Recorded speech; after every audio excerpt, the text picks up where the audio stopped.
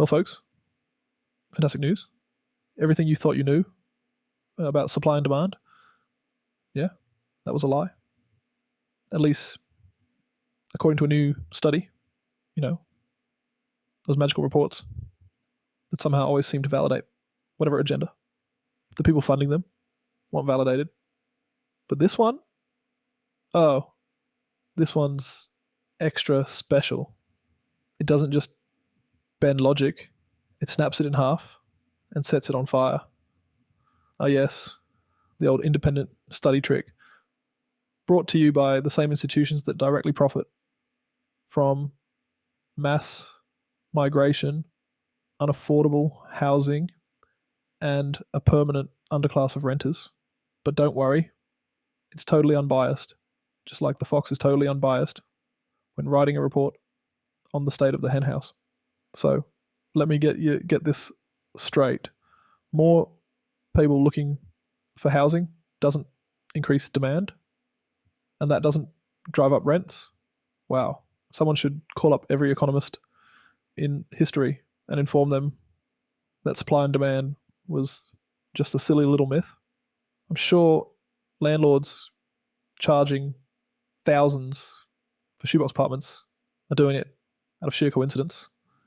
And of course, this absolute masterpiece of reality-denying propaganda is coming from our dear friends at the ABC, the taxpayer-funded mouthpiece of the regime, which never met a government narrative it didn't kneel before.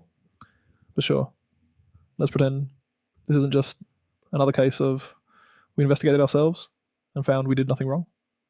Anyone who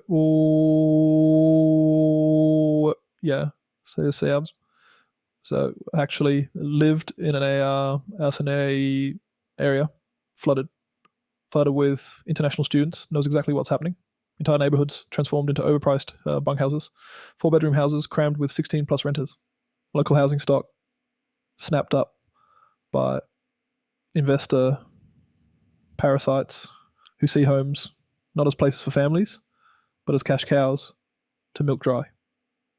But no, go ahead and tell us this has zero effect on rent. Keep gaslighting the people being bled dry. And here's the real kicker. It's not just about rent, it's about life itself. When young people can't afford homes, they can't afford families. Birth rates plummet. The nation withers.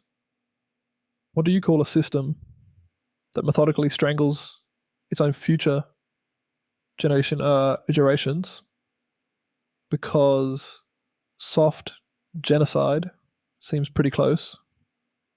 At this point, you have to wonder, do they actually believe this nonsense? Or do they just assume you're stupid enough to swallow it? Basic economics isn't hard. More demand equals higher prices. That's it. Unless, of course, you're deliberately trying to manufacture consent for a rigged system designed to keep people desperate, divided, and obedient. This is how the game works. Step 1, overload the housing market with more demand than it can possibly sustain. Step 2, pretend this has no impact on prices. Step 3, gaslight the public with studies that tell them their suffering is imaginary. Step 4, profit off their misery.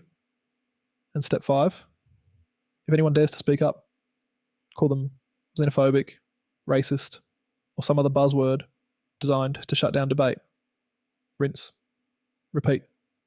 Keep the cycle going until owning a home is just a relic of the past, something only the ruling class gets to enjoy. But sure, let's keep throwing taxpayer money at the ABC so they can keep churning out these Orwellian fairy tales. While we're at it, let's fund studies proving that gravity isn't real, fire isn't hot, and starvation is just a state of mind. Makes just as much sense as this. Defund the ABC, stop paying for propaganda, or hear me out, we could stop playing along. We could acknowledge reality. We could recognize who benefits from our suffering. Well, we could remember that no empire that wages war against its own people lasts forever. But hey, that might require independent thought.